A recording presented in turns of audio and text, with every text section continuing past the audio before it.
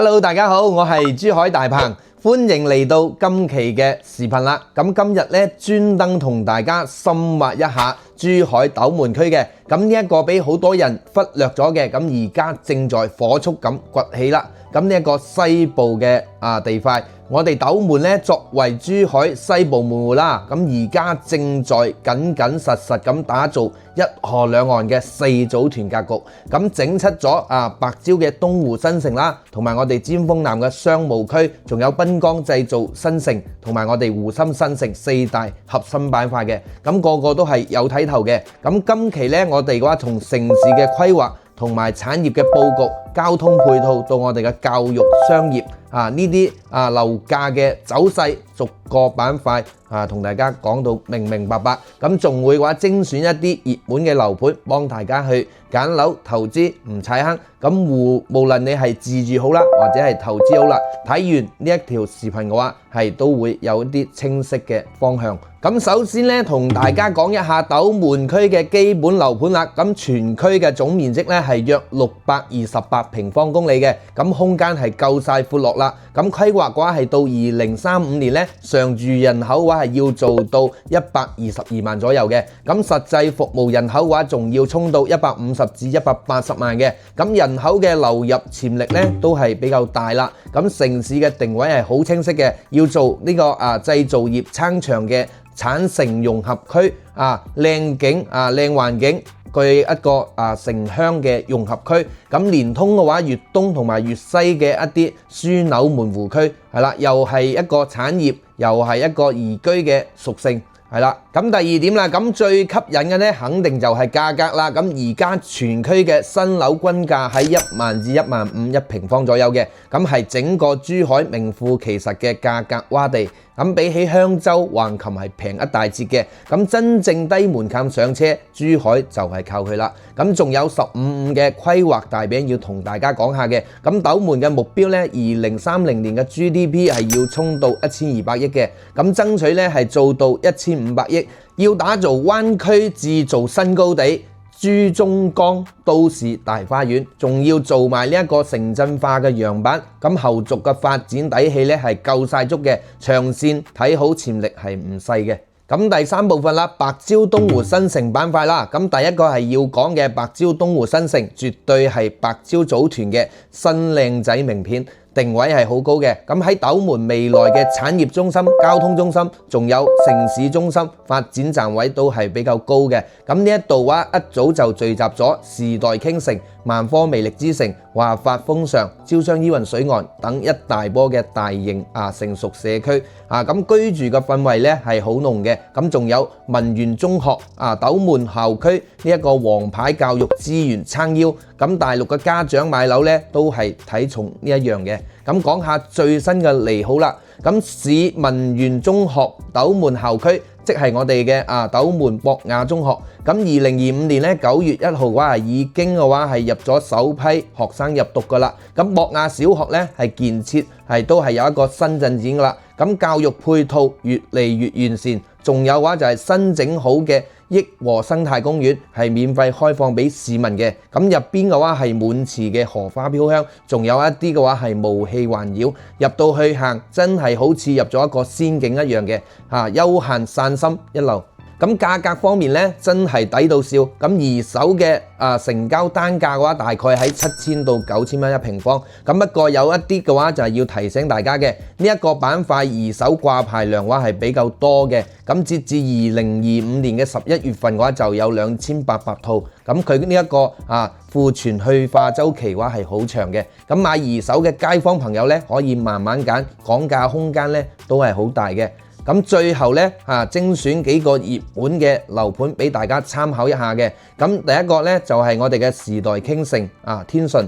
咁大型嘅成熟社區，生活配套嘅話係比較齊全，均價嘅話喺12500左右一平方，性價比嘅話係比較高嘅。咁第二個咧就係招商依雲水岸雲府。係啦，呢一個品質唔錯，咁主打呢係一個剛需嘅戶型，價格喺1萬1左右，可以密切關注。第3個咧就係萬科嘅魅力之城啦。咁大品牌嘅開發商出品，咁社區園林配套都係好完善嘅，居住舒適度係比較高。咁第4部分啦，尖峰南商務板塊啦。咁講完我哋嘅白蕉嚟到我哋嘅斗門高端核心嘅一個尖峰南商務區啦。咁呢一個定位咧就係新商業中心加優質生活嘅名片。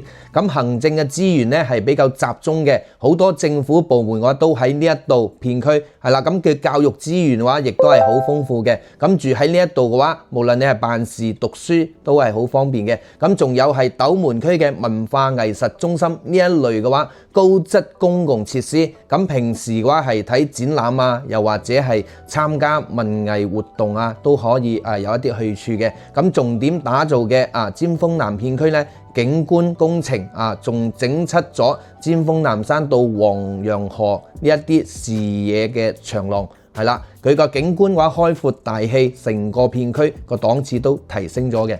咁最新嘅配套嘅話嚟落實嘅話都係好快嘅。咁尖峰南1級嘅鄰里中心農貿市場啦，就喺我哋嘅河房路南側世榮作品1號嘅北側，總建面嘅話係5128平方米嘅。咁2026年1月16號咧就開咗業噶啦。咁呢一個市場嘅話係分3層嘅，咁1層嘅話係2000平方嘅新鮮區，咁2層嘅話就係1800平方嘅綜合商業區。咁日常消費嘅話唔使話走遠。咁第3層咧就係我哋嘅一啲鄰里服務中心啦，咁完全係保齊咗周邊小區1公里範圍內嘅生活短板，住喺呢一度附近咧真係越嚟越方便嘅。咁價格方面咧，尖峰南作為高端嘅板塊啦，咁價位嘅話會比白蕉會稍微高啲嘅，咁不過優惠之後都好有吸引力。咁世榮常觀花園呢一個104至227平方嘅大戶型，呢啲優惠單價咧喺15000之間。咁世榮常觀咧，仲有審盤低至係11000一平方嘅。咁五洲嘅東方瑞咧，83至113嘅豪裝3房到4房，優惠單價都喺12000左右。咁性價比咧係比較高嘅。咁熱門推介下咧，唔睇嘅話真係會走寶嘅。咁華發苑子高端嘅別墅社區咧，品質頂級，咁總價咧600萬咧，可以會有一套，係啦，適合一啲高端嘅改善客群。咁世榮常觀花園咧，品質住宅戶型嘅話係比較實用，咁均價嘅話喺15000之間，改善自住嘅話都啱嘅。咁世榮風景廣場咧，周邊嘅配套嘅話成熟，生活便利，均價喺14000左右，入手嘅門檻嘅話係都算係親民嘅。咁五洲東方瑞咧，呢個豪裝交付嘅慳心又慳入。第5個湖心新城板塊啦，咁接落嚟嘅話呢一個板塊絕對係斗門最受歡迎嘅宜居熱盤啦。咁湖心新城咧，最大嘅亮點嘅話就係交通啦。香海大橋西延線通車之後呢，從呢一度去我哋嘅珠海主城區，最快就係15至20分鐘就可以到啦。咁通勤嘅時間嘅話係大大縮短咗嘅。無論你係去香洲返工定係話出去嘅話都係好方便嘅。咁呢一條橋嘅話真係超實用。咁呢個板塊聚集咗五洲家園啦、華發嘅嘉禾城啦、中澳湖心印象啦等一大波熱門嘅樓盤，居住氣氛嘅話係越嚟越濃厚嘅。咁最新規劃嘅動態咧係都要關注嘅。2025年12月，珠海嘅深人電商以4000萬拍咗湖心新城一宗旅館加埋商業用地，咁樓面價嘅話先係3104蚊。咁要打造一個嘅話電商主題酒店、直播孵化中心，仲有一啲嘅話潮流嘅商業，將嚟嘅話片區係唔單止宜居，仲有嘅話係一個產業同埋消費嘅亮點，發展潛力嘅話又上咗一個新嘅台階。咁交通利好呢，再講多句啦。2025年12月27號，香海大橋西延長線正式通車後，線路沿住呢一個香海大橋連接往西南延伸，全長係6公里，雙向6車道，高速標準，時速100公里嘅。咁從我哋嘅斗門尖峰南去香洲呢，通勤時間直接縮到20分鐘左右。咁往來主城區從此係冇壓力嘅。咁價格方面啦，咁板塊價格分化係好明顯嘅，咁備案價咧喺12000到15000之間，但實際成交咧係有好多優惠嘅喎，筍盤都比較多。咁湖心印象花園咧6棟嘅備案價大概喺10000至13000，咁實際入手咧仲有得傾。咁華德呢一個璞悅花園咧89至170平方嘅精裝房，單價喺10000蚊左右。湖心金茂悅呢一個樓盤咧，均價喺9000蚊左右。咁有啲單位仲搞埋個促銷啦，單價咧7字頭可以買到。咁湖心明匯88平方嘅3房，總價喺75萬左右。咁單價咧都唔夠10000蚊，係啦。咁福地星月灣咧97平方嘅3房，總價喺96萬左右，一樣係萬元內嘅筍盤。咁剛需嘅朋友咧，千祈就唔好錯過啦。咁講一下熱門嘅精選樓盤啦。咁第一個五洲家園，咁湖心路呢一個核心嘅位置，配套成熟冇得彈。咁價格左右咧喺15000左右，咁係一啲改善型嘅首選。咁第二個咧就係華發嘅嘉禾城啦。咁華發係大品牌，咁加持喺度啦。咁仲有我哋嘅品質有保障，價格喺14000左右，宜居性比較強。咁第三個就係龍湖天瀾。咁呢一個品質社區咧，新規戶型嘅話，得房率會比較高。咁佢嘅均價咧喺15000蚊左右，性價比嘅話都係比較突出嘅。咁仲有咧，仲係我哋嘅中澳湖心花園啦，係啦。咁呢一個新盤入市會選擇多備案價10000到13000，可以執到一啲筍盤嘅。咁第五個咧就係我哋嘅華德璞悅花園，精裝現房，即買即入住，單價喺9000至12000，剛需嘅福音。咁講完宜居嘅板塊啦，咁而家同大家講一下濱江製造新城呢個板塊，咁佢係靠住嘅話富山工業園去發力啦。喺斗門嘅話，智能製造嘅核心載體嚟嘅，咁定位咧都係好清晰嘅。咁以創新嘅驅動做智能製造產業聚集區呢一個話重要嘅整成一個環境靚同埋宜居宜業呢一啲板塊。咁仲有嘅就係水岸特色嘅產業新城，主打咧就係智能製造、創新科技同埋現代物流幾大領域。咁產業興旺啦，咁人口咧就有啦。咁有人口住房嘅需求咧亦都會大啦。咁後續嘅潛力咧係唔細嘅。咁產業嘅優勢咧真係好突出嘅。咁珠海市智能消費終端嘅產業園已經係我哋富山工業園嘅貼牌咗㗎啦。咁喺全省嘅話，第一個咧咁樣嘅產業園咧，富山工業園結合自身基礎同埋資源，專門嘅話係培育產業高端化，轉型為一啲新動能係啦。而家嘅話而家呢個園區有大約500家嘅企業。中規以上嘅咧企業嘅話係已經係有161家㗎啦。咁仲有嘅就係8家嘅世界500強嘅投資企業，實力嘅話係超強嘅。2024年園區工業呢一個總產值嘅話係做到542.83億嘅。咁對斗門全區嘅經濟咧增長咗貢獻率嘅話係連續3年排第一。咁產業嘅撐腰嘅話係夠晒硬淨嘅。咁價格方面啦，呢一個板塊咧喺斗門又係一個價格窪地咁佢樓價平到嘅話係難以置信嘅。星河湖山親曉均價8000蚊左右。咁五洲嘅富山園均價喺7500左右。咁仲有一個咧就係成豐嘅荔枝園啦，咁8200蚊一個單價。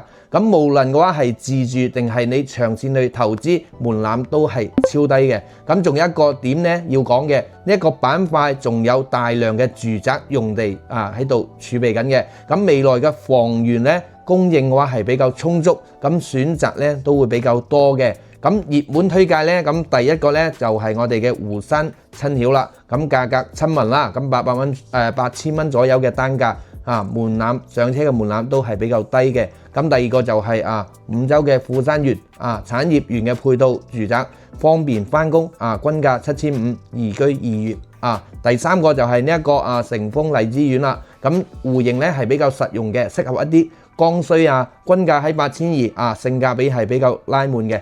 咁第7咧我哋到咗呢一個嘅話係關鍵嘅交通同埋教育配套呢方面啦。咁呢兩個咧係我哋買樓最核心嘅一啲參考因素。咁交通方面，珠海中心、鶴洲呢一個高鐵站係有新進展嘅。而家嘅話係市軌道同埋我哋嘅交通局嘅話，同埋鐵路單位正喺度加快推進呢一個方案設計。咁計劃咧喺2026年盡早開工。咁呢一個樞紐係超級大嘅，將來嘅話係會承接我哋嘅珠兆高鐵同埋我哋廣州至珠海嘅高鐵，仲有就係深珠城際呢一個多條線路嘅重要樞紐。咁規劃咧係有10個站台、19條線嘅大型樞紐站。咁將來嘅話喺我哋嘅斗門，無論係去廣州好，或者係深圳好，定係去呢個澳門都係更加之方便嘅。咁整個區嘅交通樞紐地位咧係會大大提升咗嘅。咁佢個樓市咧亦都會隨之去受益。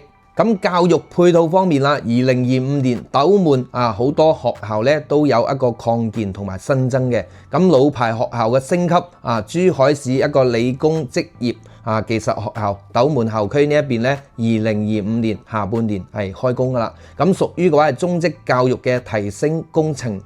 將來嘅話係一啲職教資源嘅話會更加好嘅。咁同埋和風中學咧擴建項目咧都喺2025年嘅下半年開工噶啦。咁老牌嘅名校升級，咁教育嘅環境咧會更加優質。咁仲有嘅好消息就係新增嘅辦公高中珠海市黃楊中學原斗門區呢一個高中項目咧已經係納入咗規劃噶啦。咁將來呢個斗門嘅高中教育資源嘅話會進一步嘅補充，家長嘅話係冇需再為小朋友去擔心呢個讀書嘅問題，係啦，教育配套嘅話係越嚟越完善嘅。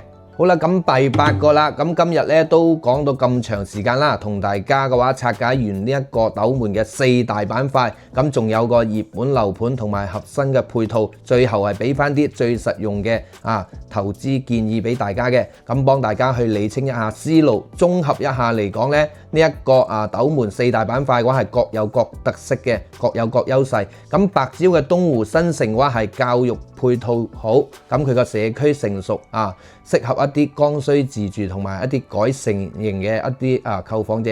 咁如果係價格親民、性價比高咧，尖峰南商務區行政配套集中、定位高一個比較高端嘅。咁適合一啲高端去改善嘅客群同埋追求穩健投資嘅朋友。咁湖心新城咧，交通最方便最便利噶啦，咁去主城區係超快嘅，咁配套係逐步完善啦，咁適合一啲追求通勤方便同埋宜居屬性強嘅朋友，咁剛需改善都係啱嘅。咁呢一個濱江製造新城咧，呢一度嘅話有產業嘅撐腰同埋樓價嘅超低，咁適合一啲預算有限又或者係剛需嘅朋友，同埋嘅話係打算長線去投資嘅呢一類客群，係啦。咁第2個同大家講一下咧，買樓嘅時候咧，一定嘅話係要根據你自己嘅實際需求。預算係幾多仲有一啲投資週期嘅話，去揀合適嘅板塊同埋樓盤，千祈唔好話盲目去跟風。咁斗門作為珠海嘅價格窪地，咁有產業、有規劃同埋有交通嘅便利加持，咁未來嘅發展潛力嘅話係好大嘅，咁絕對係值得大家去重點關注。咁今日呢，我哋斗門嘅深度解釋呢就到呢度啦。咁如果大家對斗門某個板塊又或者某個樓盤呢，想了解更深入嘅，又或者嘅話係北上買樓嘅政策疑問都歡迎大家喺評論區留言，又或者屏幕上方聯繫大鵬我，咁我會針對大家嘅問題製作一啲更詳細嘅解釋視頻記得點讚、分享同埋訂閱，唔好錯過更多嘅乾貨。咁我哋下期呢會同大家講一下斗門湖心路2026年最新一啲嘅話規劃。咁我哋嘅話下期再見，拜拜。